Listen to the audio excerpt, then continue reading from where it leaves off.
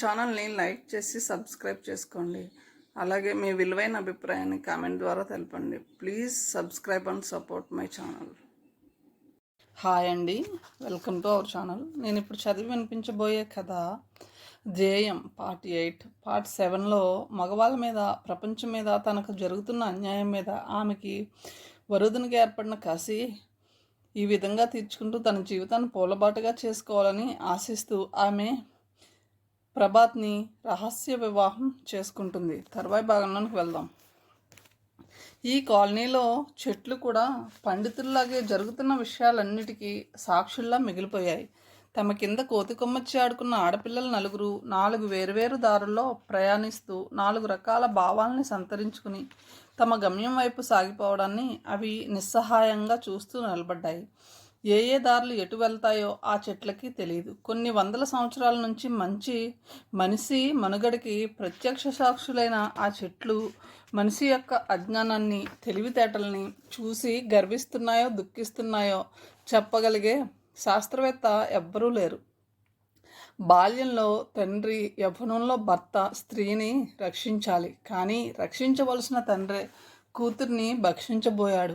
ఆ విధంగా దాత్రి జీవితం నాశనం కావడానికి చివరి మెట్టు మీద ఉంది. అత్యాశతో సముద్రాన్ని చిలకాలనుకునే ప్రయత్నంతో అమృతం కోసం అడుగు ముందుకు వేసింది వరుదిని. 2 సార్లు జీవితంలో దెబ్బతిని గొప్ప తెలివితేటలతో ఒక IAS ఆఫీసర్ని పెళ్లి చేసుకుంది. ఆ తెలివితేటలు ఎటు దారి తీస్తాయో కాలమే నిర్ణయించాలి.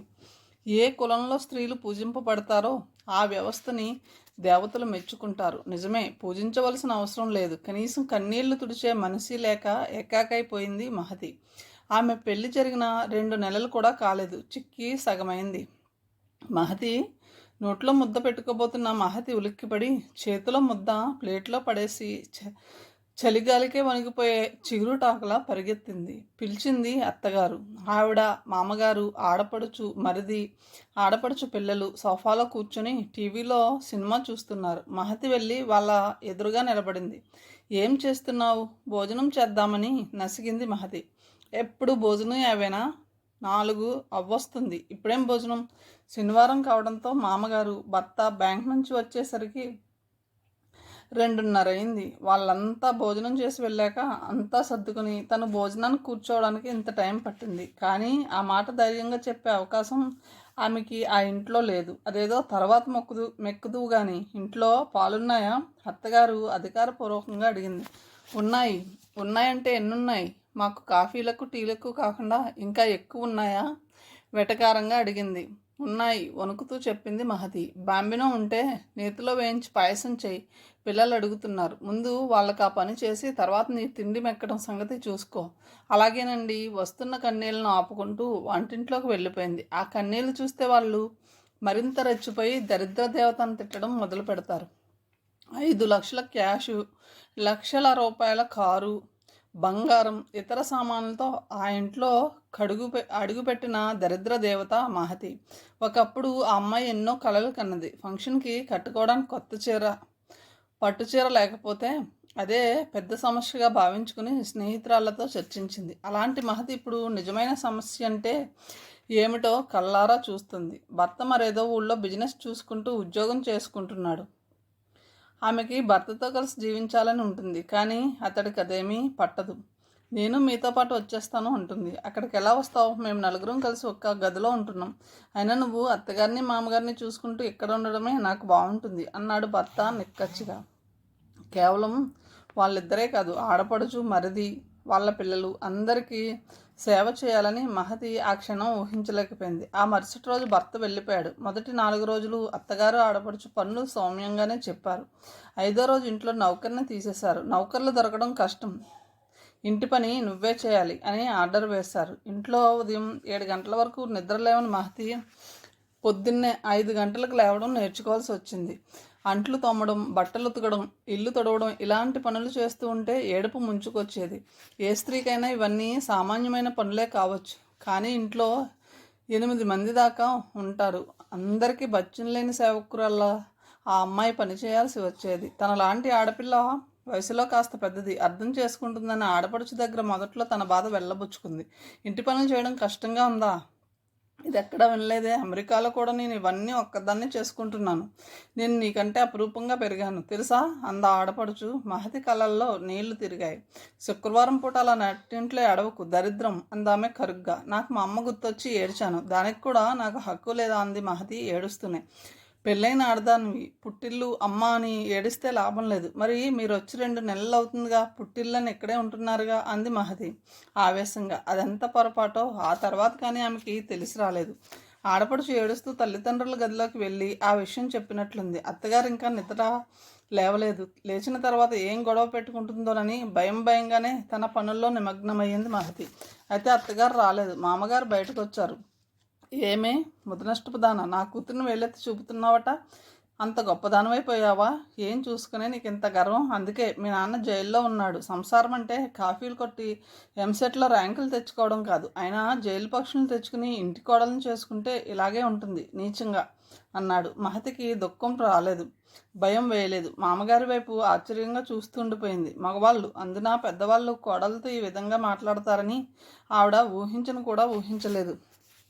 ఆ ఇంట్లో అందరూ శాడిస్టులే, పైకి అలా కనపడరు. ఎవరైనా వస్తే చాలా మామూలుగా మర్యాద ఉన్న మనుషుల్లో మాట్లాడతారు. కానీ ఒక్కొక్కరిలోనూ మూర్తిభవించిన రాక్షసత్వం ఉందని తెలియటానికి మహతికి ఎక్కువ కాలం పట్టలేదు. ఆమె భర్తకి ఉత్తరం రాసింది. మీ అక్కయ్య నా మీద కక్ష పెంచుకుంది. ప్రతిరోజు నన్ను అనరాని మాటలు అంటుంది. అయినా సరే ఆవిడ కాఫీలు టీలు నన్నే అందించమన్నారు. అది చేశాను. కాఫీ నా మొహాన్ని విసిరికొట్టింది. నాతో క్షమాపణలు చెప్పించారు. అత్తగారు పైకి మంచిగా ఉన్నట్టు కనపడుతున్నా నన్ను ఎన్ని బాధలు పెడుతున్నారో ఈ ఉత్తరంలో రాయలేను. మీరు ఒక్కసారి వచ్చి నన్ను తీసుకెళ్ళండి, అంతకన్నా ఇంకేమీ కోరను అని హృదయ విదారకంగా రాసింది. ఆ మరుసటి రోజు భర్త వచ్చాడు. అగ్నిలో అర్జ్యం పోసినట్లయింది. మొత్తం కుటుంబం అంతా కలిసి ఆమెని మొహం వాచేటట్లు చివాట్లు పెట్టారు, నిష్ఠూరాలు ఆడారు. తండ్రి ప్రసక్తి మళ్ళీ తీసుకొచ్చారు. 2 గంటల తర్వాత భర్త వెళ్ళిపోయాడు. పెళ్లి సమయంలో బెయిల్ మీద విడుదలైన తండ్రి తిరిగి పోలీస్ కస్టడీలోనే ఉన్నాడు. సుకుమార్ ప్రవర్తన సరిగా లేదని, డబ్బు విచ్చలవిడిగా ఖర్చు పెడుతున్నాడని తల్లి ఉత్తరం రాసింది. అసలే అన్ని బాధల్లో ఉన్న తమ పుట్టింటి వాళ్ళకి తన బాధలు కూడా చెప్పి బాధ పెట్టడం ఇష్టం లేక తను సుఖంగానే ఉంటున్నాను అన్నట్టుగా ఉత్తరం రాసింది మహతి. నీకు పరీక్ష పేపర్ ముందే సంపాదించి పెడతాను అని తండ్రే అంటే ఏ కూతురు కాదంటుంది? తెలియని వయసులో ఏం వ్యక్తిత్వం ఉంటుంది? అంత చిన్న తప్పుకి తనకి ఎందుకిలా శిక్షిస్తున్నారో అర్థం కాలేదు ఆమెకి. మొదట్లో ఆమె తల్లిదండ్రుల పట్ల విపరీతమైన కక్ష పెంచుకుంది. ఉన్నదంతా కొడుక్కే పెడుతున్నారని, తన కట్నం కోసం డబ్బు కూడా కూడబెడుతున్నారని, తన చిన్న చిన్న ఆశలు కూడా తీర్చడం లేదని ద్వేషం పెంచుకున్న ఆమె ఇప్పుడిప్పుడే చుట్టూ ఉన్న ప్రపంచాన్ని చూస్తుంది. తమ ఇంటితో పోల్చుకుంటే బయట నరకం ఇంకా ఎంత ఘోరంగా ఉంటుందో ఆమెకు అర్థమవుతుంది. సమస్యల యొక్క తీవ్రత తెలుస్తుంది. నిజమైన సమస్యలు ఎలా ఉంటాయో అర్థమవుతుంది. అమ్మా, ఈవిడ గారు పొయ్యి ముందుకు నుంచుని సేమ్యా వేయించడం కాదు మార్చడం చేస్తున్నారు. నా పిల్లలకి చేసి పెట్టమన్నావుగా, అది కుళ్ళు. వెనుక నుంచి వినపడిన మాటలకి ఉలిక్కిపడి చూసింది మహతి. మూకుట్లో సేమ్యా ఒక పక్క మాడిపోయింది. కంగారుగా అట్లకాడతో పక్కకి తోసేయబోయింది. వెనక నుంచి ఎవరో అట్లకాడ లాక్కున్నారు. మహతి వీపు మీద మొదటి వాత పడింది. పండితులు, మహర్షులు, వేదాంతులు ఆ రోజుల్లో స్త్రీ ఎలా ఉండాలో శ్లోకాల్లోనూ పద్యాల్లోనూ చెప్పినట్టే భర్తృహరి సుభాషితుల్లో కూడా చెప్పాడు అని ముందే ప్రస్తావించడం జరిగింది. ఉన్మత్త ప్రేమ సంరంభ అని వ్రాసాడు. స్త్రీ స్వశక్తితో ఏ పనైనా చేయదలుచుకున్నప్పుడు దాన్ని జరగనీయకుండా చేసే శక్తి సృష్టికర్తకైనా లేదు అన్న దాని భావం నిఖిత పట్ల నిజమైంది. లైబ్రరీలో ఆమె అవసరం తీరిపోయింది. ఆ ఉద్యోగం మీద వచ్చే డబ్బు ప్రస్తుతం రావడం లేదు. ట్యూషన్ల మీద వచ్చే ఆదాయం బొటాబొటీగా సరిపోతుంది. అయితే తన జీవితం అక్కడ ఆగిపోవడం లేదన్న విషయం అమ్మాయికి బాగా తెలుసు. అవినాష్ రావడానికి ఇంకా చాలా సమయం ఉంది. ఈ లోపల ఆమెకు ఒక ఉత్తరం వచ్చింది. కవరు మీద సంఘమిత్ర ఇండస్ట్రీస్ అని ప్రింట్ చేసి ఉంది. చాలా పెద్ద కంపెనీ అది. అక్కడ ఉద్యోగం దొరకడం అంత సులభం కాదు. అయినా తను ఎప్పుడూ దానికి అప్లై కూడా చేయలేదు. ఒకసారి వచ్చి జనరల్ మేనేజర్ని కలవమని ఆ ఉత్తరంలో ఉంది. నిఖితకి ఆశ్చర్యం వేసింది. అది ఇంటర్వ్యూ కార్డు కూడా కాదు, ఎవరో స్నేహితుల్ని పార్టీకి పిలిచినట్లు ఉంది. ఆమె మర్నాడే అక్కడికి వెళ్ళింది. జనరల్ మేనేజర్ని చూడగానే ఆశ్చర్యంతో నిలబడిపోయింది. టెక్నికల్ కార్పొరేషన్ ఇంటర్వ్యూలో తనను రకరకాల ప్రశ్నలు వేసి మెచ్చుకున్న జనరల్ మేనేజర్. కమాన్ నిఖిత, మర్యాదగా పిలిచిందామె. నిఖిత ఆశ్చర్యం నుంచి తేరుకుని వెళ్ళి కూర్చుంది. నీకు ఇక్కడ అకౌంట్స్ ఆఫీసర్ పోస్ట్ ఇవ్వాలనుకుంటున్నాను. అభ్యంతరం లేకపోతే వెంటనే వచ్చి జాయిన్ అవ్వు అందామె. నిఖిత తన ఆనందాన్ని ఏమీ దాచుకునే ప్రయత్నం చేయలేదు. తప్పకుండా మేడం, ఈరోజే జాయిన్ అయిపోతాను అంది సందేహించకుండా. Very good. కష్టపడి పనిచేసే వాళ్లకు ఈ కంపెనీలో మంచి భవిష్యత్తు ఉంటుంది. త్వరలోనే నువ్వు మంచి పేరు తెచ్చుకుంటావన్న నమ్మకం నాకుంది అన్నదామె. కొంచెం సేపు మామూలు సంభాషణ జరిగాక, మీరు ఈ కంపెనీకి ఎప్పుడొచ్చారు మేడం అని అడిగింది నిఖిత. మీ ఇంటర్వ్యూలు జరిగినప్పుడే గొడవైంది. ఇంటర్మీడియట్ అత్యవసర మార్కులతో పాస్ అయిన వరూధిని ఆ ఉద్యోగంలోకి తీసుకోవాలని పట్టుబట్టాడు ఎండి. నేను దాన్ని వ్యతిరేకించాను. ఆయన మాటే గెలిచింది. నేను రాజీనామా చేశాను. ఇక్కడికి వచ్చి జాయిన్ అయ్యాను అన్నదావిడ. ఆ ఉద్యోగం వరూధినికి వచ్చిందంటే నిఖిత మరింత ఆశ్చర్యపోయింది. వరూధినికా అంది అప్రయత్నంగా. అవును, అమ్మాయి నీకు తెలుసా? ఒకే కాలనీలో ఉండేవాళ్ళం. చాలా ఫాస్ట్ అనుకుంటాను. ఆ మేనేజింగ్ డైరెక్టర్ అసలే స్త్రీలోల్డు. 10 మందితో తిరగడం తప్ప అనుబంధం పెంచుకునే అలవాటు లేదు అతనికి. ఈ అమ్మాయిని ఏం చేస్తాడో పాపం అందామె. నిఖిత మాట్లాడలేదు. వరూధిని విషయం నిఖితకి బాగా తెలుసు. ఆ పిల్ల ఏం చేసినా ఏదో ఆలోచనతోటే చేస్తుంది. పరిణామం ఎలా ఉన్నా సరే. నెలకు 3,000 రూపాయల జీతంతో అపాయింట్మెంట్ ఆర్డర్ తీసుకుని ఆ రోజే జాయిన్ అయిపోయింది నిఖిత. విజయానికి మొదటి సోపానం అది. ఉన్నత ప్రేమ సరంభం దారంభంతే. అప్పటికి తండ్రి చచ్చిపోయి 15 రోజులయ్యింది. వచ్చిన బంధువులంతా వెళ్ళిపోయారు. తల్లి కూడా ఏదో పని మీద బయటికి వెళ్ళింది. ఇల్లంతా నిశ్శబ్దంగా ఉంది. అప్పుడు దొరికింది ధాత్రికి తన గురించి తాను ఆలోచించుకునే వీలు. తండ్రి తన మీద పడడం, తను తోసేస్తే కింద పడి మరణించడం, ఆమెకి రీల్ తిరుగుతున్నట్టు ఆ దృశ్యం మాటిమాటికి గుర్తొస్తూనే ఉంది. ఆ షాక్ నుంచి ఇంకా పూర్తిగా తేరుకునే లేదు. తన వల్లే తన తండ్రి మరణించాడన్న విషయం ఆమె ఎవ్వరికీ చెప్పలేదు. సొంత తండ్రి తనని కామించాడని ఎవరు చెప్పుకోగలరు? కనీసం తల్లికి కూడా చెప్పలేకపోయింది. తను హంతకురాలు. ఆ వాస్తవాన్ని తట్టుకోలేకపోతుంది. వెనుతిరిగి చూసుకుంటే తన జీవితం తనకే ఒక మలినమైన కాగితంలాగా కనపడుతుంది. ప్రీతం పట్ల తనకున్నది ప్రేమ అనుకోవడం, డ్రగ్స్కి అలవాటు పడడం, ప్రీతం అంశ తనలో పెరగడం, ఆ విషయం తెలిసిన తండ్రి ఆ అవకాశాన్ని తను కూడా ఉపయోగించుకోవడం, ఇన్ని చేదు నిజాల్ని అంత చిన్న వయసులో ఆ అమ్మాయి చేసుకోలేకపోయింది. ఆ రోజు ఆమె చచ్చిపోవాలనుకుంది. అప్పటి వరకు బంధువుల హడావిడి, తల్లి వైధవ్యం అన్నీ చూస్తూ ఒక ప్రేక్షకురాల్లాగా ఉండిపోయింది. ఇప్పుడు అన్నీ సర్దుకునేసరికి ఆమె సమస్య తిరిగి భూతమై ఆమె ఎదురుగా భయంకరంగా నిలబడింది. ఆ సమస్య నుంచి పారిపోవడానికి చావు ఒక్కటే పరిష్కార మార్గంగా తోచింది. ధాత్రి మంచం దిగి గదిలోకి బయటకు వచ్చింది. ఇంట్లో ఎవ్వరూ లేరు. తల్లి పని మనిషిని తీసుకుని మార్కెట్కి వెళ్ళింది. ఆత్మహత్య చేసుకునే మార్గం కోసం ఇల్లంతా వెతికింది ధాత్రి. చిన్నప్పుడు అవినాష్టిక్ వంటి తాగి ఆత్మహత్య చేసుకోబోయాడన్న విషయం లీలగా గుర్తుంది. అలాంటి విషయం ఏది ఇంట్లో కనపడలేదు. పాతకాలం ఇల్లది. ఫ్యాన్ ఎక్కడో పైన ఉంది. దాని నుంచి ఉరి వేసుకునే మార్గం ఏమిటో కూడా తెలియలేదు. చివరికి ఏదో సినిమాలో చూసిన దృశ్యం గుర్తొచ్చింది. వెతికితే ఒక పాత బ్లేడ్ దొరికింది. గదిలోకి వచ్చి మంచం మీద కూర్చుని పిడికిలు బిగించి మణికట్టు వద్ద ఉబికిన రక్తనాళాలని ప్రేమగా తడిమింది. తన సంతోషాన్ని ఎవరితో పంచుకోవాలో నిఖితకి తెలియలేదు. అవినాష్కి టెలిగ్రామ్ ఇచ్చింది. పెద్ద ఉద్యోగం వచ్చినట్టు, ఆ రోజే అందులో జాయిన్ అయినట్టు అతనికి టెలిగ్రామ్ ద్వారా తెలియపరిచింది. కానీ గుండె లోతుల్లో అలల్లా లేస్తున్న సంతోషాన్ని చెలియలి కట్టతో ఆపు చేయడం ఆమెకి ఇష్టం లేకపోయింది. తల్లి తండ్రి బ్రతికుంటే ఎంత ఆనందించి ఉండేవారో కదా అనుకుంది. ఆ రాత్రే అమెరికా ఫోన్ చేసి రాముతో మాట్లాడాలని కూడా అనుకుంది. అయినా కూడా ఇంకా ఎవరితోనన్నా చెప్పుకోవాలన్న సంబరం. ఆమెకి ధాత్రి గుర్తొచ్చింది. 15 రోజుల క్రితం ఆమె తండ్రి చనిపోయాడని తెలిసినా చూసి రావడానికి వీలు పడలేదు. అందుకే ఆ రోజు అక్కడికి వెళ్ళి వాళ్ళని పరామర్శించాలని అనుకుంది. అదే ధాత్రిని రక్షించింది. ఆమె విష్ణువర్ధన్ ఇంటికి వెళ్ళేసరికి తలుపులు తీసే ఉన్నాయి. ఆమె లోపలికి ప్రవేశించింది. ధాత్రి గదిలోకి అడుగు పెట్టబోతూ షాక్ తగిలినట్టు నిలబడింది. ధాత్రి మంచం మీద ఒక మూలగా కూర్చుని ఉంది. కళ్ళు గట్టిగా మూసుకుని ఎడమ చేయి పిడికిలు బిగించి కుడి చేత్తో బ్లేడు పట్టుకుని ఉంది. బ్లేడు పట్టుకున్న ఆ చెయ్యి వణుకుతుంది. మణికట్టు దగ్గర కట్ చేసుకునే ప్రయత్నంలో ఉంది ధాత్రి. కానీ ధైర్యం చాలనట్టు కంపిస్తోంది. ధాత్రి, ఏమిటి నువ్వు చేస్తున్న పని? అరిచింది నిఖిత. ధాత్రి కళ్ళు తెరిచి నిఖితను చూసి బావురుమంది. నిఖిత తలుపులు వేసేసి దగ్గరికి వెళ్ళి ఆ అమ్మాయి చేతిలో బ్లేడు లాగేసి బయటపడేసింది. చూసావా నిక్కి, నా దురదృష్టం, చచ్చిపోదామన్నా వీలు కావడం లేదు. అరగంట నుంచి ప్రయత్నం చేస్తున్నా, మొండి చెయ్యి తెగి చావడం లేదు అంది ధాత్రి ఏడుస్తూ. అంత చచ్చిపోవాల్సినంత ఆపద ఏమొచ్చింది? డ్రగ్స్ అందకపోవడమేనా? అడిగింది నిఖిత తీవ్రంగా. ధాత్రి ఏడుపు మానేసి ఆశ్చర్యంగా చూసింది.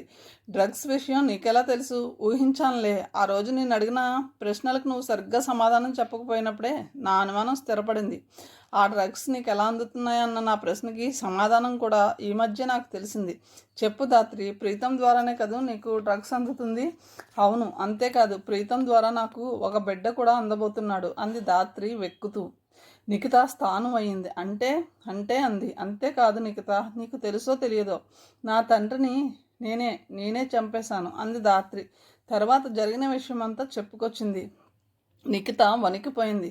ఇలాంటి సంఘటనలు జరుగుతాయని చదవడమే కానీ జరిగిన దానికి ప్రత్యక్ష సాక్షి తనకు ఎదురుగానే ఉందన్న వాస్తవాన్ని జీర్ణం చేసుకోలేకపోయింది. అయినా అమ్మాయి వయసు ఎంతని? మహతి, ధాత్రి, వరుదిని అందరూ ఒక వయసు వారే. అయితే వారిలో ఎవరిలో లేనిది నిఖితలో ఒక గుణం ఉంది. అది మనోధైర్యం. పరిస్థితులను చూసి బెంబేలెత్తిపోవడం కన్నా వాటిని తమ చేతుల్లోకి తీసుకుని సామరస్యంగా పరిష్కరించుకోవడం కొంతమందికే చేతనవుతుంది. అది మొదటి మెట్టు. అవతలి వాళ్ళ సమస్యలను కూడా తమ చేతుల్లోకి తీసుకుని పరిష్కరించడం రెండో మెట్టు. ప్రతి కష్టానికి ఆత్మహత్య పరిష్కారం అయితే ఈ లోకంలో మనుషులందరూ 50% 15 ఏళ్లలోపే చచ్చిపోవాల్సి వస్తుంది. ధాత్రి, స్కూల్ ఫీజు కట్టలేకపోయినా, పెద్దలు టీవీ చూడనివ్వకపోయినా, అమ్మ స్నేహితులతో పక్కింటికి వెళ్ళి ఆడుకొనివ్వకపోయినా ఆ వయసులో అవి ఆత్మహత్య చేసుకోవాల్సినంత పెద్ద సమస్యల్లాగే కనపడతాయి. ధాత్రి కోపంగా బాధగా అంటే, నా సమస్య కూడా నీకు అంత సిల్లిగా కనపడుతుందా అని అడిగింది. సమస్యకి తేడా ఎప్పుడు ఉంటుంది ధాత్రి. ఈ ప్రపంచంలో ప్రతి మనిషి తన సమస్యల వలయంలో జీవిస్తున్నాను అనుకుంటాడు. నీది సమస్య కాదని నేను అనడం లేదు. దానికి పరిష్కారం ఆత్మహత్య కాదు అంటున్నాను. మరి ఇంకేముంది పరిష్కారం? ప్రేమించానని మోసం చేసిన వ్యక్తి తాలూకు అంశ నాలో పెరుగుతుంది. కన్న తండ్రిని చేజేతిలో చంపేశాను అన్న బాధ మరోవైపు నన్ను రంపపు కోత కోస్తుంది. నీ తండ్రి నువ్వు తోయడం వల్ల చనిపోయాడో, గుండె ఆగి చనిపోయాడో అనవసరం. దాని గురించి నువ్వు బాధపడడం ఇంకా అనవసరం. ఈ నేరం కోర్టులో రుజువు కాదు. కానీ అతడి నేరం రుజువైతే అతనికి కోర్టు వారే ఉరిశిక్ష వేసుండేవారు. ధర్మం చేయాల్సిన పని నువ్వు చేసావు అంతే. కానీ నేను నేరం చేశాను నిఖిత. ధాత్రి, ప్రొహిబిషన్ అమల్లో ఉన్న ప్రదేశంలో తాగితే అది చట్టరీత్యా నేరం. అది అమలు లేని ప్రాంతంలో మనిషి బాగా తాగి హత్య చేసిన మైకంలో హత్య చేశాడు కాబట్టి అది నేరం కాదు. మన ప్రపంచంలో చట్టానికి ధర్మానికి ఎక్కడా పొంతం లేదు. అవును, అందుకే బలవంతంగా నా శీలం హరించిన ప్రీతమికి కూడా శిక్ష పడటం లేదు అంది ధాత్రి కసిగా. ఒక్క విషయం నువ్వు స్పష్టంగా చెప్పు ధాత్రి, ప్రీతం పట్ల నీ నిర్ణయం ఏమిటి? అతను ఒప్పుకుంటే పెళ్లి చేసుకుంటావా? నిఖిత సూటుగా అడిగింది. వాడంటే నాకు అసహ్యం, అంతకన్నా చావే మేలు. జరిగిన దాంట్లో నీ తప్పేమీ లేదంటావా? ఉంది కాబట్టే చేస్తానన్నది. మీ ఇద్దరూ కలిసి ఒక తప్పు చేసినప్పుడు అతడు దాన్ని మర్చిపోయి హాయిగా బ్రతుకుతున్నప్పుడు నువ్వు మాత్రం చచ్చిపోవాల్సిన అవసరం ఏముంది? నువ్వు నిజంగా కోరితే నీకు సహాయం చేయడానికి నేను సిద్ధంగా ఉన్నాను ధాత్రి. ఏ సహాయం? నిఖితకి ఆ అడ్వర్టైజ్మెంట్ పట్టుకోవడం కష్టం కాలేదు. వాంటెడ్ కాలమ్స్ చూస్తున్నాడు బాక్స్లో కొట్టొచ్చినట్టు కనిపిస్తుండేది. అబార్షన్ చేయించుకోవాలంటే కేవలం 200 రూపాయలతో అతి స్వల్ప వ్యవధిలో అత్యాధునిక పరికరాల ద్వారా జరపబడుతుంది అన్న ప్రకటన అది. ఇలాంటి పబ్లిక్ ప్రకటనల వల్ల యువతకి మంచి కంటే చెడు ఎక్కువగా జరుగుతుంది. అయినా ప్రభుత్వం ఎందుకు పట్టించుకోవడం లేదు అని ఇంతకాలం నిఖిత బాధపడుతూ ఉండేది. ఆ అడ్వర్టైజ్మెంట్ చూసినప్పుడల్లా ఇప్పుడు దాని అవసరం తనకే రావడంతో అంది. ఒక పక్క బాధని, మరొక వైపు నవ్వుని కూడా తెప్పిస్తుంది. ఇబ్బంది అనేది చాలా విచిత్రమైంది. అవసరం వచ్చినప్పుడు మంచిని చెడుగా, చెడుని మంచిగా చూపిస్తూ ఉంటుంది. శంకర్మఠ్ పక్క నుంచి ఫీవర్ హాస్పిటల్ ఎదురుగా ఉన్న సందులో ఉందా హాస్పిటల్ కనుక్కోవడం కొంచెం కష్టమే అయింది. నిఖిత ధాత్రిని తీసుకుని ఆ హాస్పిటల్లోకి వెళ్ళింది. ఎదురుగా రిసెప్షన్ గది ఉంది. ఇద్దరు అందులోకి వెళ్ళారు. రిసెప్షనిస్ట్ చిరునవ్వుతో ఇద్దరిని పలకరించింది. చెప్పండి, ఏం కావాలి? అబార్షన్ చేయించాలి. మీ ఇద్దరిలో ఎవరికి? అడిగింది క్యాజువల్గా. టైలర్ డ్రెస్ ఎవరికి కుట్టాలి అని అడిగినట్టు. ఈ అమ్మాయికి. ధాత్రిని చూపించింది. ఆ అమ్మాయి ఒక ఫామ్ తీసింది. పేరు అని అడిగింది. ధాత్రి నిజం చెప్పింది నిఖిత. వయసు 20. ఎన్నో నెల? 2. పెళ్ళయిందా క్యాజువల్గా అడిగింది. లేదు అంది దాత్రి తలదించుకుని. ఫీజు 250 రూపాయలు కట్టేయండి, కావలసిన మెడిసిన్స్ డాక్టర్ గారు రాసిస్తారు, మీరే కొనుక్కోవచ్చు అంది. నిఖిత డబ్బు తీసి అందించింది. మొదటి నెల జీతం అది. మొదటి నెల జీతాన్ని ఆ విధంగా ఖర్చు పెట్టడం అమ్మాయికి చిత్రంగా అనిపించింది. ఈ లోపల రిసెప్షనిస్టు ఇంటర్కంలో డాక్టర్తో మాట్లాడింది. 5 నిమిషాల్లో ఆయా వచ్చింది పేషెంట్ని గదిలోకి తీసుకెళ్ళడానికి. ధాత్రి భయంగా చూస్తుంది. మీరు భయపడనవసరం లేదు, ఎక్కువ సమయం కూడా పట్టదు అంది రిసెప్షనిస్టు ధైర్యం చెప్తున్నట్టు. మిగతా ధాత్రిని థియేటర్ వరకు తీసుకెళ్ళి వదిలి వచ్చింది. అంతవరకు బెంకంగా ఉన్న మనసులో మాత్రం బాధగానే ఉంది. అప్పుడే ఊపిరి పోసుకుంటున్న ఒక చిన్న ప్రాణి తనకేమాత్రం సంబంధం లేని ఒక పాపానికి బలైపోవడం. ఆవిడ మీకేమవుతారు? రిసెప్షనిస్టు ప్రశ్నకి ఆలోచనలోంచి బయటపడింది. ఫ్రెండ్ అంది నిఖిత. రేప్ కేసా? అవును, మీకెలా తెలుసు అడిగింది నిఖిత ఆశ్చర్యంగా. అనుభవం నవ్వింది రిసెప్షనిస్ట్. మాటల్లోనే తెలిసిపోయింది. ఆ అమ్మాయి కళ్ళల్లో కసి ఉంది. నిఖిత ఆ రిసెప్షనిస్ట్ వైపు సూటిగా చూస్తుంది. ఎంతోమంది మేధావులు, రచయితలు, వయసులో పెద్దవాళ్ళు, అనుభవజ్ఞులు చూడని ప్రపంచాన్ని బహుశా ఆ రిసెప్షనిస్టు ఆ కుర్చీలోనే కూర్చొని చూసి ఉంటుంది. రోజుకి ఎన్ని అబార్షన్లు చేస్తారు అడిగింది నిఖిత. 5 నుంచి 10 వరకు. చాలా అమానుషమైన పని కదూ అంది నిఖిత. రిసెప్షనిస్టు ఆలోచన పరురాల్లాగా కనిపించింది. అలాంటి వాళ్ళతో చర్చ బాగుంటుంది, తెలియని విషయాలు తెలుసుకోవచ్చు. అలా ఎందుకు అనుకుంటున్నారు? కానీ చెత్త కుండీల్లో పడేసేదానికంటే ఇది నయమే కదా అన్నదామె. నిఖిత ఉలిక్కిపడింది. కానీ యువతని పెడదారిన పెట్టడానికి అవకాశం ఇచ్చినట్టు అవుతుంది కదా అంది రెట్టిస్తూ. మీ అభిప్రాయంతో నేను ఏకీభవించును అంది రిసెప్షనిస్టు. చెడిపోవాలనుకున్న వాళ్ళు ప్రెగ్నెన్సీ తెచ్చుకోవాలని ప్రయత్నించరు, పావలా పెట్టి నిరోధ కొనుక్కుంటారు. ఏ ఆలోచన లేకుండా జీవితాన్ని ఈజీగా తీసుకునే వాళ్ళే ఈ రకంగా ఇక్కడికి వస్తారు. ఆమె చెబుతూ ఉండగా ఒక ఆవిడ లోపలికి వచ్చింది. వయసు 30 దాటి ఉండవచ్చు. 2 పిల్లలట. 3వ బిడ్డ వద్దని అబార్షన్ కోసం వచ్చింది. గర్భం రాకుండా జాగ్రత్త పడవచ్చు కదండి, ఆపరేషన్ చేయించుకోవచ్చుగా అంది రిసెప్షనిస్ట్ ఫారం ఫిలప్ చేస్తూ. మా వారు ఒప్పుకోరు. ఇప్పుడున్నది 2 ఆడపిల్లలే. నేనొక మగబిడ్డని కనే వరకు వదలడట. పుట్టిన వాళ్ళకి 2 పూటల తిండి కూడా పెట్టలేకపోతున్నాం. అయినా నన్ను ఇలా ప్రెగ్నెంట్ చేస్తూనే ఉంటాడు. ఆయనకి తెలియకుండా ఇక్కడికి వచ్చాను అన్నదావిడ కసిగా. ఆవిడ భర్త ఒక రచయితట. బలవంతంగా రేప్ చేయబడ్డ ధాత్రికి ఆమెకు తేడా కనపడలేదు. నిఖితకి పెళ్లి చేసుకోవడం, పిల్లల్ని కనడం జీవిత ధ్యేయాలుగా భావిస్తారే తప్ప పిల్లల్ని ఎందుకు కంటున్నారో, ఎలా పెద్ద చేయాలనుకుంటున్నారో ఆలోచించరు వీళ్ళు. ఆ పేషెంట్ని పక్క రూమ్లో కూర్చోబెట్టి రిసెప్షనిస్ట్ నిఖితతో మళ్ళీ సంభాషణలోకి దిగింది. ఆర్టీసీ బస్సుల్లోనూ పత్రికల్లోనూ ప్రకటనలు ఇస్తూ ఉంటారు చూసారా, పలానా డాక్టరు గారు హైదరాబాద్ వచ్చారని, పలానా హాస్పిటల్లో బస్ చేశారని, తక్కువ ఖర్చులో అబార్షన్ చేయించుకోవచ్చని. అలాంటి క్వాక్ డాక్టర్ల కన్నా ఇది న్యాయం కదా. అదీ కాక ప్రైవేట్ డాక్టర్ల దగ్గరికి వెళ్తే వేలకు వేలు లాగుతారు. అందుకని మేము తక్కువ ఖర్చుతో ఒక రకంగా చెప్పాలంటే ఉచిత సేవ చేస్తున్నాం అన్నదామె. నిఖిత మనసు క్లియర్ అయింది. నిజమే, ఏ సమస్యనైనా 2 వైపుల నుంచి పరిశీలించకుండా ఒక అభిప్రాయానికి రావడం తప్పు అనుకుంది. అరగంటలో ధాత్రి బయటకు వచ్చింది. ఆమెను తీసుకుని ఇంటికి వచ్చేసింది నిఖిత. ఆటోలో ధాత్రి పేలవంగా నవ్వుతూ అంది. ఆ దుర్మార్గుడు రేపు సేపు పట్టలేదు నెక్కి, అంతా నిమిషాల్లో జరిగిపోయింది. మీ ఇద్దరూ కలిసి బయటికి వెళ్ళారని పక్కింటావిడ చెప్తే కంగారు పడ్డాను. ఏమిటి? ధాత్రి అంత బలహీనంగా కనిపిస్తుంది, ఏమైంది అని అడిగింది శ్రీలక్ష్మి కంగారుగా. 15 రోజుల క్రితం వరకు కలకల్లాడుతున్న ఆమె మొహం నుదుటి మీద బొట్టు లేకపోవడంతో కళావిహీనంగా కనబడుతుంది. మిగతా ధాత్రిని పడుకోబెడుతూ ఏం పర్వాలేదంటే కొంచెం వీక్గా ఉందంతే అంది. ధాత్రికి అబార్షన్ చేయించిన సంగతి ఆమె తల్లికి కూడా చెప్పడం ఇష్టం లేకపోయింది. భర్త మరణించిన గొడవల్లో పడి శ్రీలక్ష్మి కూడా కూతురికి ప్రెగ్నెన్సీ వచ్చిందేమోనన్న అనుమానాన్ని తాత్కాలికంగా మర్చిపోయింది. ఎటువంటి కుటుంబం ఎలా అయిపోయిందమ్మా, ఆయన హఠాత్తుగా మరణించడం, ఈ అమ్మాయేమో ఇలా అవడం తల బాదుకున్నట్లు అంది శ్రీలక్ష్మి. జరిగిన దాంట్లో మీ పొరపాటు ఏమీ లేదంటారా ఆంటీ అంది నిఖిత సూటిగా. ఇందులో పొరపాటు ఏముందమ్మా, అంతా మా కర్మ. కాదంటీ, మనం ఆశించిన ఏ విషయం జరిగినా అదంతా మన కర్మ అనుకోవడం మన దురదృష్టం. మన కర్మలు మన చేతిలోనే ఉంటాయి. ఒకవేళ అలా లేకపోయినా కూడా వాటిని మనకి అనుగుణంగా మార్చుకోవడంలో మన కృషి కూడా ఉంటే తప్పులేదు. ఇల్లంటే ఆత్మీయత, అనురాగం, అభిమానం, గౌరవం అన్నీ కదంబంలో అల్లబడి ఉండాలి. అలా ఉన్నప్పుడే పిల్లలు తప్పటడుగులు వేయరు. తప్పటడుగులు వేసే సమయంలో వారికి ఏది సరైన అడుగో చెప్పకుండా తల్లిదండ్రులు ప్రేమాభిమానాలను సరైన మోతాదులో ఇవ్వకపోతే దాని పరిణామం ఎలా ఉంటుందో చెప్పడానికి సజీవ ఉదాహరణ మీ కూతురు. భార్యాభర్తలు ఇద్దరు కాట్ల కుక్కల్లో పోట్లాడుకుంటూ ఉంటుంటే పిల్లలకు మనశ్శాంతి ఎక్కడుంటుంది ఆంటీ? అటువంటి సమయంలో వాళ్ళు ఏమాత్రం ఆప్యాయత బయట నుంచి దొరికినా అటువైపు వెళ్ళిపోతారు. ఈ ప్రేమరాహిత్యం అనే వ్యాధి చాలా భయంకరమైంది ఆంటీ. ధాత్రి అందువల్లే అతని వలలో పడిపోయింది. ఇప్పటికైనా జరిగిపోయిన నష్టమేమీ లేదు. ప్రీతం విషయం మర్చిపోండి. తనని కొంచెం తేరుకోనివ్వండి. ఆ తర్వాత జరగవలసిందేమిటో ఆలోచిద్దాం అంది నిఖిత. శ్రీలక్ష్మి సజల నయనాలతో ఆ అమ్మాయి వైపు చూసింది. తన కూతురి వయసున్న అమ్మాయిని నిబ్బరంగా గోవర్ధనగిరి ఎత్తిన శ్రీకృష్ణుడిలాగా జీవిత సిద్ధాంతాలను బోధిస్తూ ఉంటే ఆ తల్లి చిన్నపిల్ల అయ్యింది. చేతులెత్తి నమస్కరించాలన్న కోరికను అతి కష్టం మీద అణుచుకుంది. ఇది జరిగిన 15 రోజులకు ధాత్రి పూర్తిగా తేరుకున్న తర్వాత నిఖిత ఆ అమ్మాయితో చెప్పింది. ఏ వ్యాపకం లేని బుర్ర డెవిల్స్ వర్క్షాప్ ధాత్రి, దాన్ని దారి మళ్లించు. ఈ మధ్య నీ కోసం డ్యాన్స్ స్కూల్కి వెళ్ళాను. మీ గురువు గారు ఏమన్నారో తెలుసా? అభినయంలో ధాత్రిని మించిన వాళ్ళెవరూ మా స్టూడెంట్స్లో లేరు, కానీ ఆ అమ్మాయికి డ్యాన్స్ మీద ఉత్సాహం ఉన్నట్టు లేదు అన్నారు.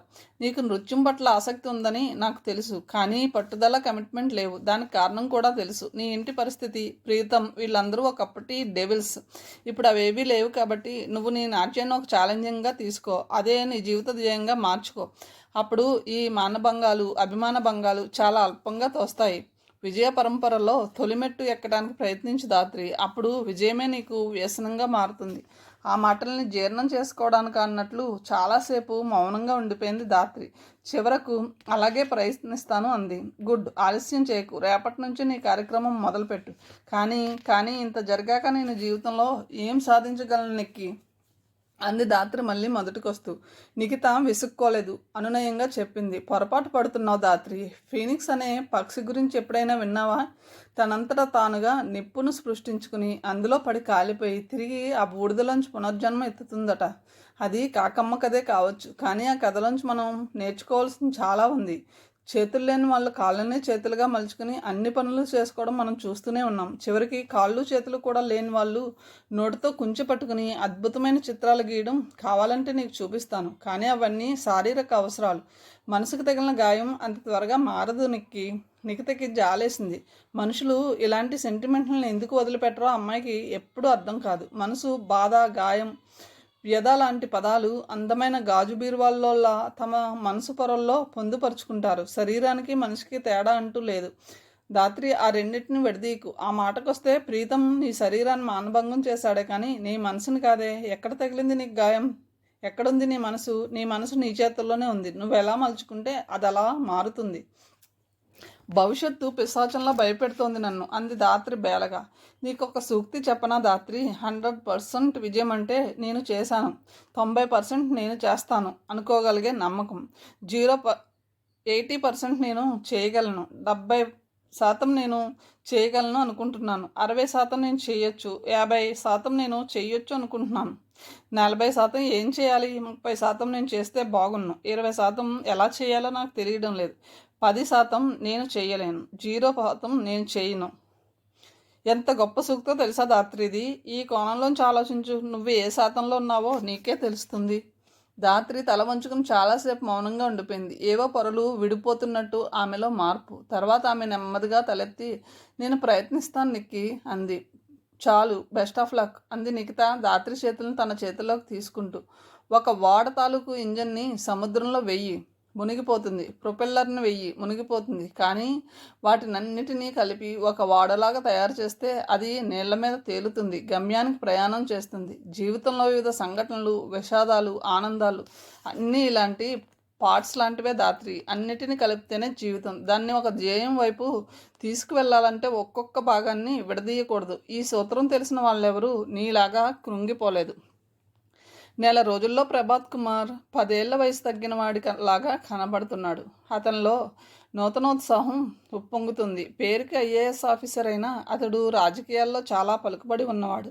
పెద్ద పెద్ద నాయకులతో సత్సంబంధాలున్నాయి. అతడు ఎన్ని రకాలుగా ఆస్తులు సంపాదించుకున్నా అడిగే వాళ్ళే లేకపోయారు. ఎక్కడైతే డబ్బు ఉంటుందో అక్కడ టెన్షన్ కూడా ఉంటుంది. ఆ టెన్షన్ని తగ్గించుకోవడానికి అతడు నైట్ క్లబ్బుల్ని, పార్టీల్ని, అందమైన అమ్మాయిల్ని మార్గాలుగా ఎన్నుకున్నాడు. మనిషి అందగాడు, బాగా డబ్బున్నవాడు అయినందువల్ల చాలామంది అమ్మాయిలు వాళ్ళంతట వాళ్ళే అతని వెంట పడేవారు. రెండో పెళ్లి చేసుకుని విడాకులు తీసుకున్నాక శాశ్వత సంబంధాల గురించి అతడు భయపడడం మొదలుపెట్టాడు. అయితే వరుదిని వదులుకోవడం అన్న ఆలోచనే అతడికి లేదు. అందుకే రిస్క్ తీసుకుని పెళ్లి కూడా చేసుకున్నాడు. వరుదిని ఉద్యోగం మానేసింది. ఆమె కోసం అతడు 1000 కళ్ళతో ఎదురు చూస్తూ ఉంటాడు. ఆమె ఫోన్ చేస్తుంది. ఆ రోజు అతడిలో కొత్త ఉత్సాహం పుట్టుకొస్తుంది. ఆమెను ప్రభంజనంలో చుట్టుముట్టేస్తాడు. కానీ వరుదిని ఇక్కడే జాగ్రత్త పడుతుంది. వారానికి 1-2 సార్లు కన్నా ఎక్కువ కలవనివ్వదు. తన ఇంటికి అతడు రావడం పరువు ప్రతిష్టల దృష్ట్యా అంత మంచిది కాదన్న అభిప్రాయాన్ని అతడికి కలగజేస్తుంది. అతడి పరువు ప్రతిష్టల పట్ల అతడి కన్నా తనకే ఎక్కువ జాగ్రత్త ఉన్నట్లు ప్రవర్తిస్తుంది. వరుదిని అతని అబ్సెషన్ అయిపోయింది. ఆమెని ఎలా సంతోషపెట్టాలో తెలియక కలిసినప్పుడల్లా ఖరీదైన బహుమతులు ఇస్తూ ఉంటాడు. వాటిని చూడగానే మొదట ఏడ్చేస్తుంది. నేను ఈ బహుమతుల కోసం నిన్ను ప్రేమించలేదు ప్రభాత్. నీతో కలిసి గడిపిన కొద్ది గంటలే నాకు వరం అంటుంది. అతడు బ్రతిమాలి బలవంతంగా ఇస్తాడు. ఆ తర్వాత వాటిని ఎంతో పొగుడుతుంది. ఏ ప్రేయస్ కోసం ఏ ప్రియుడు ఇవ్వనంత గొప్ప బహుమతిని మాటిమాటికి అంటుంది. మరోసారి కలిసినప్పుడు ఇంకా పెద్ద బహుమతి తీసుకొస్తాడు అతను. సెంటిమెంట్ ఉపయోగించి మగవాణ్ణి పాదదాసుని చేసుకోవడం ఆమెకి ఇప్పుడు బాగా అలవాటైపోయింది. కసి, ఆమెకి అందరి మీద తెలియని కసి, తన అమాయకత్వాన్ని తమ అవసరం కోసం వాడుకున్న సందీప్ లాంటి యువకుల మీద కసి, తన అందాన్ని నిర్దాక్షిణ్యంగా అనుభవించిన మొదటి ప్రేమికుడి మీద కసి. ప్రతి అమ్మాయి యవ్వనంలో బాగానే ఉంటుంది, ఆరోగ్యంగా ఉంటుంది. దాంతో మగవాళ్ళు చేరువవుతారు. అలా చేరువవడానికి కారణం తన వ్యక్తిత్వం కాదని, తన అందం అని ఆ అమ్మాయి గ్రహించే లోపల అది కాస్త జారిపోతుంది. దాన్ని నిలబెట్టుకునే ప్రయత్నం ఏమీ చేయరు. ప్రెస్టేషన్ మొదలవుతుంది. ఆ ప్రెస్టేషన్ చివరికి కసిగా మారుతుంది. అయితే అదృష్టవశాత్తు వరుదిని తన అందం జారిపోకముందే జాగ్రత్త పడింది. ఒకరోజు ప్రభాత్ ఆమె దగ్గరికి వెళ్ళేసరికి ఆమె కళ్ళు బాగా ఏడ్చినట్టు ఉబ్బి ఉన్నాయి. అతడు ఎంతో బ్రతిమాలుగా అసలు విషయం చెప్పింది. నువ్వు ఎంతో ప్రేమతో కొనిచ్చిన డైమండ్ రింగ్ మొన్న పార్టీకి వెళ్ళినప్పుడు ఎక్కడో పడిపోయింది ప్రభాత్. ఇంటికొచ్చి చూసుకున్నాను, దొరకలేదు. అదంటే నాకు ప్రాణం. నువ్వు లేని ప్రతి రాత్రి దాంట్లో నిన్ను చూసుకుంటూ గడుపుతూ ఉండేదాన్ని. నిన్నటి నుంచి నాకు నిద్ర లేదు అంది ఏడుస్తూ. దానికింత బాధపడడం దేనికి అని ఆమెని అప్పటికప్పుడు జ్యువెలరీ షాప్కి తీసుకెళ్ళి కొత్త డైమండ్ రింగ్ కొన్నాడు. అబ్బా, ఈ దుద్దులు ఎంత బాగున్నాయో అంది షోకేస్లో కేసి చూస్తూ తనలో తనే అనుకుంటున్నట్టు. అది ప్యాక్ చేయించాడు. దానికి ప్రతిఫలంగా ఆ రాత్రి ఆమె అందించబోయే విందు తలుచుకుంటూ అతడి గెస్ట్ హౌస్ని ఆమె స్వయంగా వెళ్ళి ఆ రాత్రి సరికొత్తగా తీర్చిదిద్దింది. చాలా కళాత్మకంగా అలంకరించి పెట్టింది. పడక గదిని పూర్తి అద్దాలతో నింపింది. పైకప్పు అంతా గ్లాస్ మిర్రర్ ఫిట్ చేయించింది. అతడు క్యాంప్ నుంచి వచ్చేసరికి అది అసలు తన గెస్ట్ హౌస్ అయినా అన్నంతగా మారిపోయి ఉంది. అతడు పిచ్చివాడైపోయాడు. ఆ రాత్రి అతడికి అద్దాల మధ్య గడపడం ఒక అజరామరమైన అమర సుఖం. ఇద్దరూ కలిసిపోయి పడుకున్నాక అతడి ఛాతి మీద మొహం ఆంచి, ఏ ఆస్తిని అమ్మకపోయినా ఈ ఫామ్ హౌస్ని మాత్రం అమ్మకండి ప్రభాత్. ఇది నా ఆత్మ, మన కలయికకి ఇది ఒక సాక్షి అంది తదాత్మకంగా. వారం రోజుల తర్వాత కలిసినప్పుడు అతడు గెస్ట్ హౌస్ ఇచ్చేశాను అన్నాడు. ఆమె మొహం చిన్నబోయింది. ఏమీ మాట్లాడలేదు. ఎవరికి అని అడగవేం అన్నాడు అతను. ఎవరికైతేనేం, మన కోసం కాకపోయాక అంది. అతడు నవ్వుతూ బ్యాగ్లోంచి కాగితాలు తీసి ఆమె చేతిలో పెట్టాడు.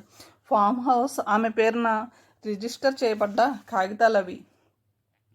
దాత్రిలో మంచి మార్పే వచ్చింది. రోజు డ్యాన్స్ స్కూల్కి వెళ్ళి 5-6 గంటలు గడిపి వస్తుంది. ప్రతిరోజు రాత్రి నిఖితకు తన నాట్యం గురించి వివరించి చూపిస్తోంది. ఆమెలో గొప్ప అభినవ కౌశలం ఉందని నృత్యం అంటే ఏమీ తెలియని నిఖితకి కూడా అర్థమైంది. ఈ పిల్ల నిజంగా శ్రద్ధ తీసుకుంటే మరో పద్మా సుబ్రహ్మణ్యం అవుతుంది అనుకుంది మనసులో. అయితే 10 రోజులు తిరిగేసరికి ఒకరోజు దాత్రి ఏడుస్తూ కనిపించింది. ఒళ్ళు జ్వరంతో పేలిపోతుంది. దురదృష్టం నన్ను వదలటం లేదు నిక్కి, నేను చచ్చిపోతాను అంది దిగులుగా. ఏమిటి, కాస్త జ్వరానికి చచ్చిపోతారా ఎవరైనా అంది నిఖిత మామూలుగా. జ్వరం అయితే తగ్గిపోతుంది నిక్కి, కానీ నా గతం తాలూకు మచ్చ మాత్రం పోదుగా. అది నా చావుతోనే పోవాలి. ఏం జరిగింది దాత్రి? ప్రీతం కనిపించాడు. డాన్స్ స్కూల్కు వచ్చాడు. ఎందుకట మామూలుగా అడిగింది నిఖిత. మా మమ్మీ వాళ్ళ ఇంటికి వెళ్ళి పెళ్లి విషయం మాట్లాడింది కదా, అంతా నిశ్చయమయ్యాక మళ్ళీ ఎందుకు రాలేదు అని అడిగాడు. నాకు ఇష్టం లేదని, తనంటే అసహ్యమని చెప్పాను. పెళ్ళి నిశ్చయం అయిపోయినట్లు అందరికీ చెప్పుకున్నాడట. ఇప్పుడు అది జరగకపోతే అందరిలో తలవంపులు అవుతుందని నన్ను బ్లాక్మెయిల్ చేస్తున్నాడు. దానికి భయపడి జ్వరం తెచ్చుకున్నావా? ఆడదాన్ని అంతకన్నా ఏం చేయగలను? నిఖిత గాఢంగా విశ్వసించింది. బేలతనాన్ని, పిరికితనాన్ని స్త్రీత్వంగా ఊహించుకునే దౌర్భాగ్య స్థితిలోంచి ఆడవాళ్ళు ఎప్పుడు బయటపడతారో ఆమెకు అర్థం కాలేదు. పుట్టి పెరిగిన వాతావరణమా, లేక అభద్రతా భావమా, లేక అలాంటి భావాలను కలుగజేసే నీతి కథలు చెప్పే పవిత్ర గ్రంథాల ఏమిటి కారణం అనుకుంది మనసులో. ధాత్రి వైపు చూసింది. అమ్మాయి 2 చేతులతో మొహం కప్పుకొని ఏడుస్తుంది. సడన్గా నిఖితకు తను చేసిన తప్పేమిటో అర్థమైంది. ఇన్నాళ్ళు ధాత్రిలో వేదనని, బేలతనాన్ని, పిరికితనాన్ని మాత్రమే పసిగట్టి దాన్ని మార్చాలని ప్రయత్నం చేస్తూ వచ్చింది. కానీ ఆమెలో మార్చాల్సింది మరొకటి ఉంది. Guilt feeling. తను చేసింది నేరం అని అమ్మాయి అనుకుంటుంది. అది నేరం కాదని, కేవలం పొరపాటని ఆమెకు తెలిసేలా చెప్పకపోవడం తన పొరపాటు. ధాత్రి ఒకసారిలే, మనం ఒక చోటుకు వెళ్ళాలి అంది గట్టిగా. నేను ఎక్కడికి రాలేను, నన్ను వదిలిపెట్టు, వచ్చి తీరాలి అని బలవంతంగా అక్కడి నుంచి ధాత్రిని లేపింది. ధాత్రికి మొదట అదేం ప్రదేశమో అర్థం కాలేదు. అర్థమైన కొద్దీ మతిపోయినంత పని అయింది. దాదాపు 25 మంది స్త్రీలు అక్కడున్నారు. 15 ఏళ్ల నుంచి 50 ఏళ్ల వారి వరకు. ఈమె పేరు అంజలి. ఇప్పటి వయసు 17. 3 ఏళ్ల క్రితం అంటే 14 ఏళ్ల వయసులో 4 వ్యక్తులు బలవంతంగా రేప్ చేశారు. అలా మొహం నిండా కొంగు కప్పుకొని మనకి మొహం కనపడకుండా ఎందుకు దాచుకుంటుందో తెలుసా ధాత్రి? సిగ్గుతో కాదు. వాళ్ళ జబ్బులు ఈమెకి అంటుకొని ఒంటి నిండా మచ్చలు నిండి ఒక జరిగిన ఘోరానికి ప్రత్యక్ష సాక్షులుగా మనకి కనపడతాయి. అయినా అంజలి ఇప్పుడు చచ్చిపోవాలనుకోవడం లేదు ధాత్రి. వాటికి ట్రీట్మెంట్ తీసుకుని త్వరలో స్వతంత్రంగా బతకాలనుకుంటుంది. అందుకే ఇక్కడ చేరింది. టైలరింగ్ నేర్చుకుంటుంది.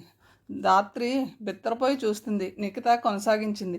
ఈ అమ్మాయిని చూడు, ఎంత అందంగా ఉందో. 2 ఏళ్ల క్రితం ఇంకా అందంగా, ఆనందంగా ఉండేది. సినిమాల్లో ఛాన్స్ ఇప్పిస్తానని మద్రాసు తీసుకెళ్లి ఒక బ్రోకరు వేశ్యగా మార్చాడు. ఆ బ్రోకర్ ఎవరో కాదు, సొంత అన్నయ్య.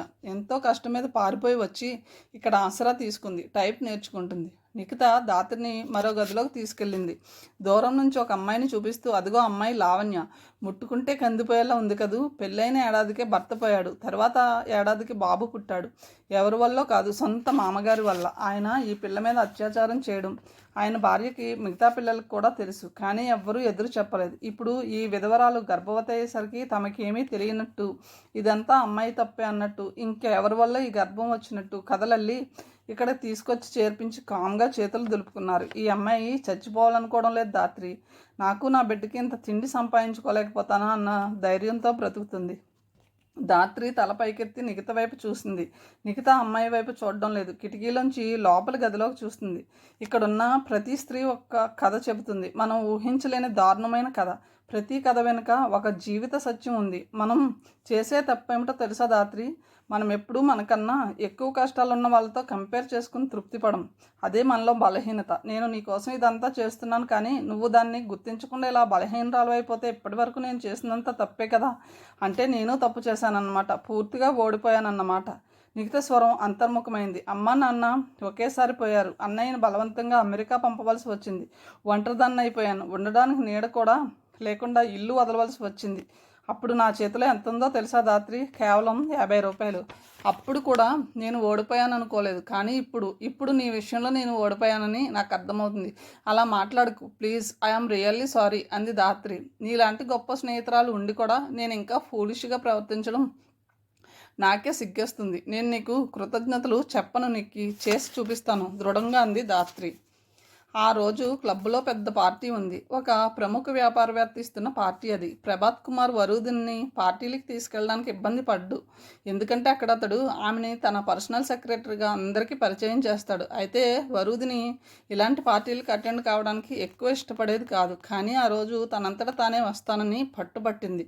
కారణం ఆమెకు ఒక్కదానికే తెలుసు. ప్రభాత్ కుమార్ స్నేహితులతో కబుర్లలో పడగానే ఆమె లేచి చుట్టూ తిరగసాగింది. ఆమె కళ్ళు ఎవరికోసమో వెతకసాగాయి. చివరికి ఆమె వెతుకుతున్న వ్యక్తి తారసపడ్డాడు. సందీప్. ఒకప్పుడు ఆమెని ప్రేమించానని చెప్పి మోసగించిన వ్యక్తి.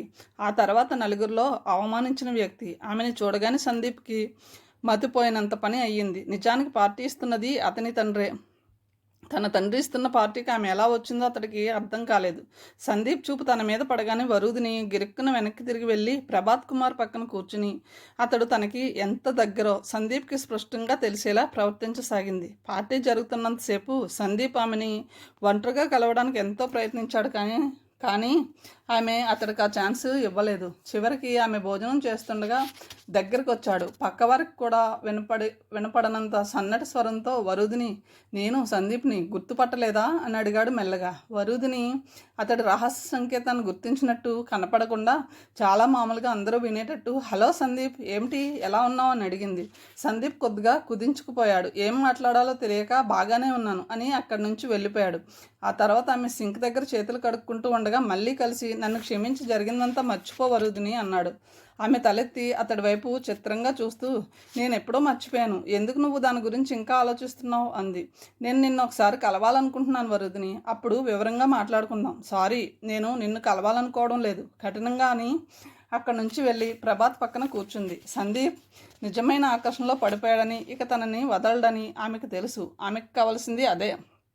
ప్రభాత్ ఊళ్ళో లేకపోవడంతో వరుదిని ఇల్లు కదలడం లేదు. అంతలో ఫోన్ మోగింది. ఆమె రిసీవర్ తీసి హలో అంది.